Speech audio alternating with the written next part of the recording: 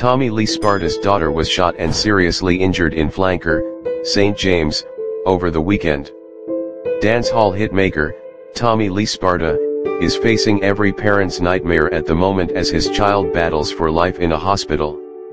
Tragedy swept the Flanker community in St. James, Jamaica today after a shooting incident snubbed the life of a 9-year-old child and left another in the ICU. Among the wounded victims are a 22-year-old man, a 53-year-old man, and Tommy Lee's 6-year-old daughter.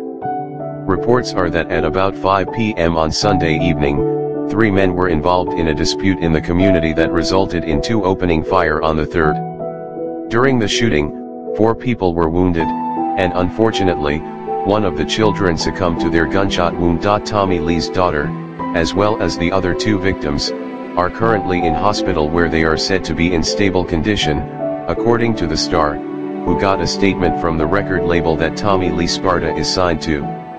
"We ask for everyone, especially fans, to respect Mr. Russell's privacy during this difficult time and pray for the speedy recovery of his young daughter," said Boss Lady music head Nicole Tavan in a statement.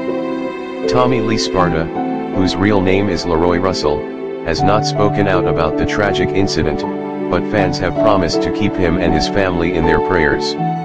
As for any progress with the investigation, police have identified 2 suspects who they're asking to turn themselves in by midday on March 23.